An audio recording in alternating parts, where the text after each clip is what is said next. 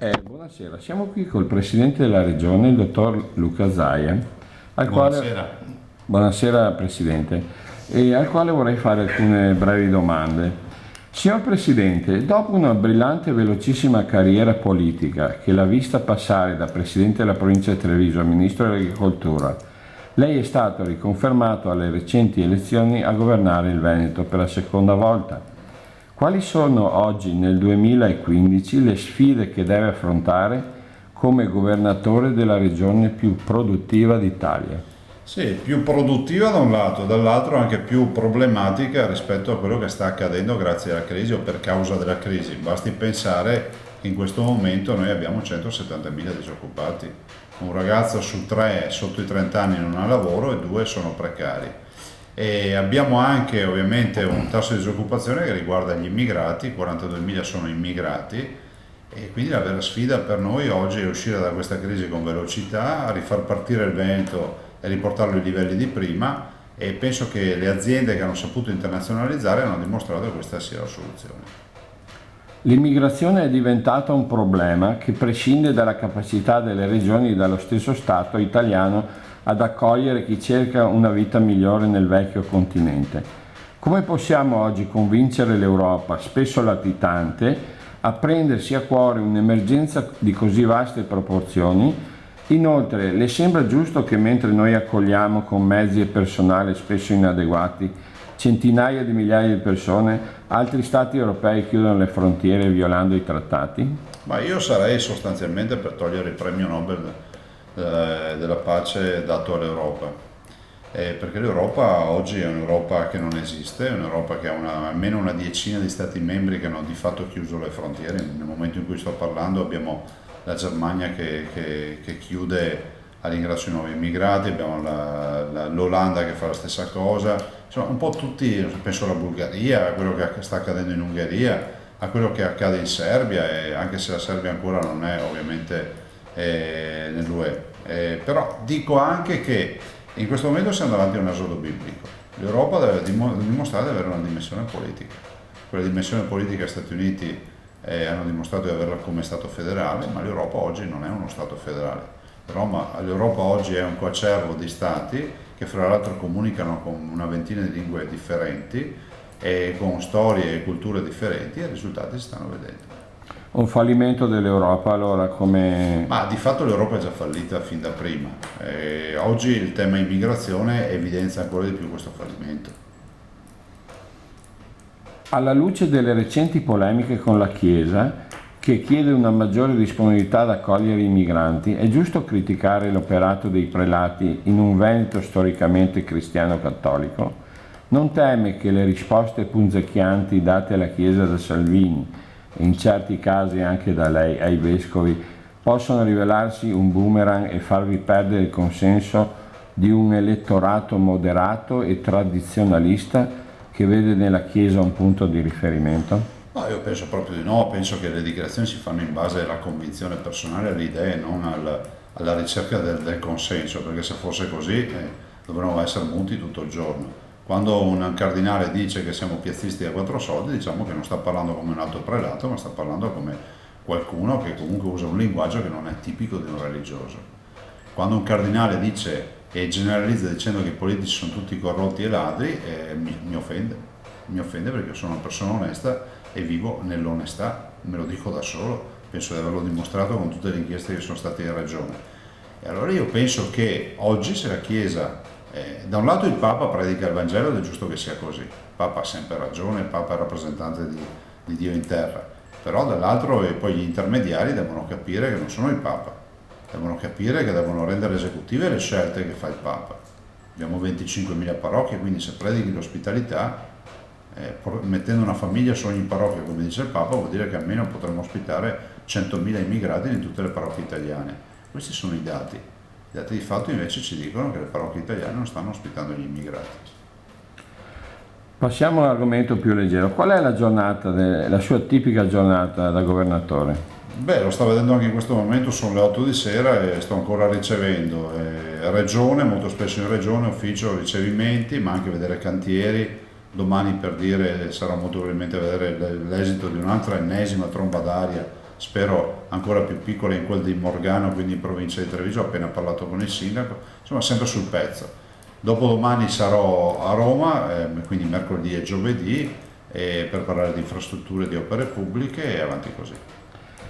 Negli ultimi anni si è molto parlato di indipendenza e di autonomia del Veneto. La gente è veramente stufa di vedere le proprie risorse, frutto di duro lavoro, finire in mano a uno Stato sprecone che non utilizza per un bene comune, ma molto spesso vanno a finire nel grande calderone degli sprechi e della corruzione politica, che a Roma non passa mai di moda. Lei crede veramente che il Veneto possa essere una regione autonoma? E se sì, quali tempi prevede?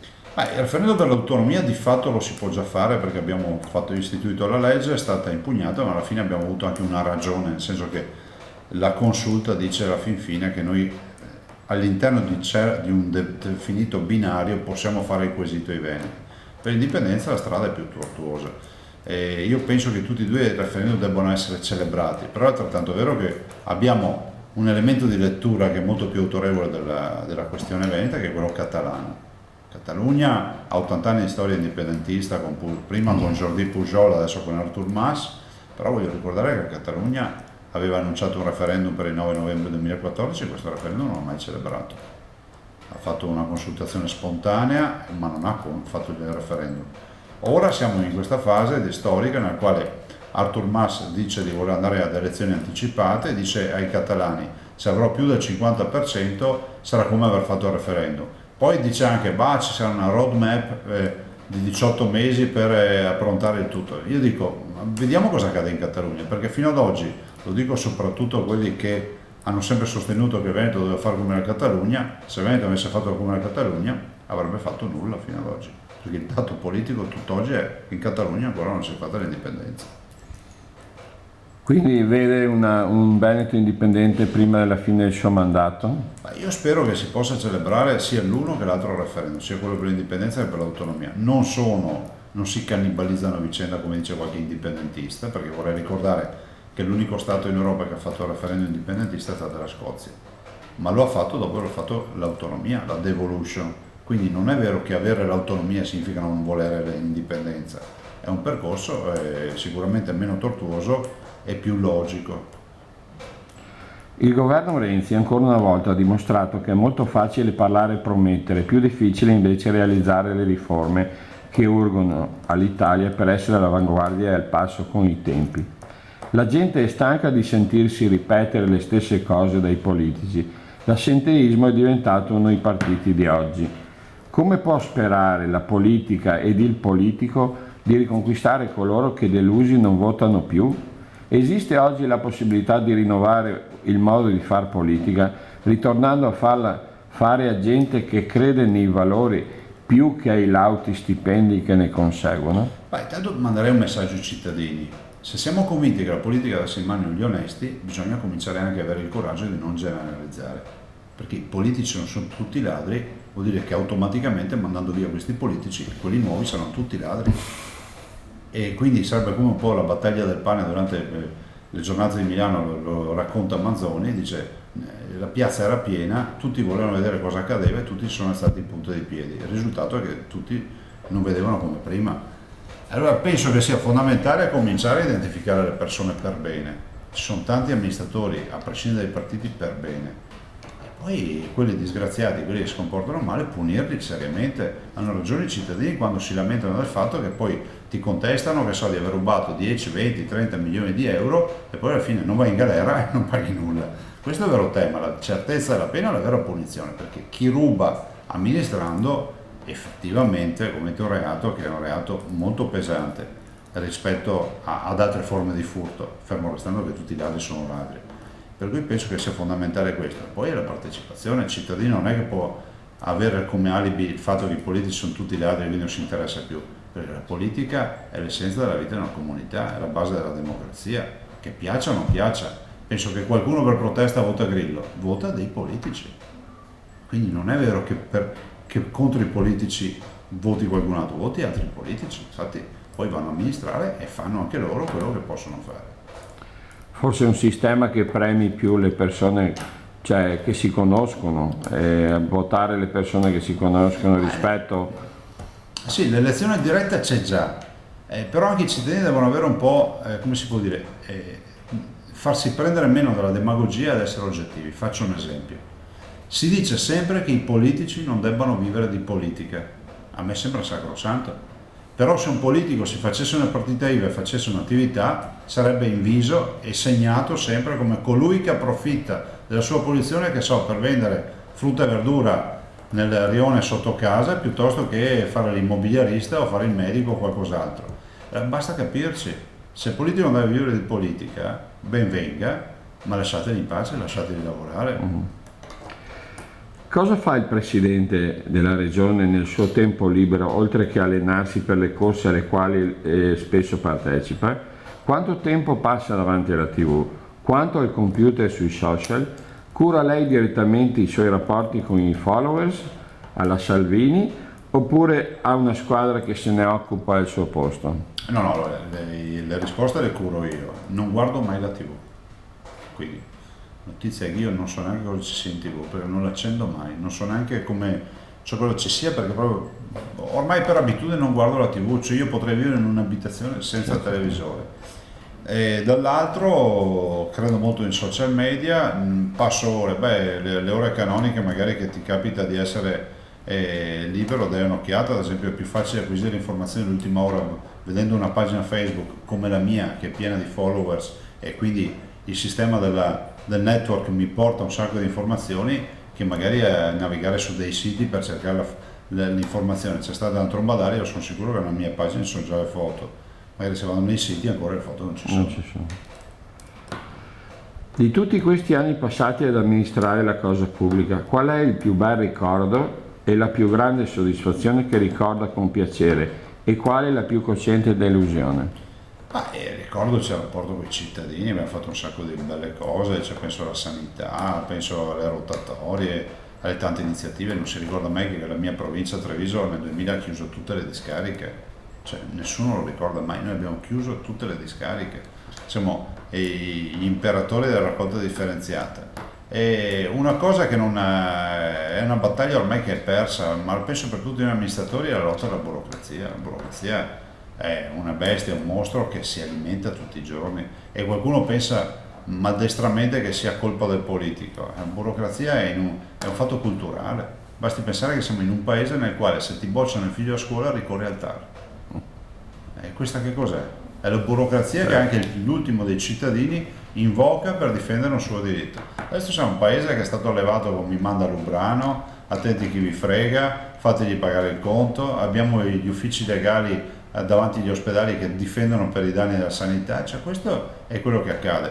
E oggi se tu parli con un paziente ti dà un'idea dei medici che magari sono tutti dei malvagi che fanno danni. La verità è che noi abbiamo dei medici eccezionali, e grazie a questa visione oggi abbiamo le compagnie di assicurazioni che non assicurano più i chirurghi, hanno difficoltà ad assicurarli, e quindi i ragazzi non si iscrivono più a chirurgia perché sanno che comunque è un'attività rischiosa.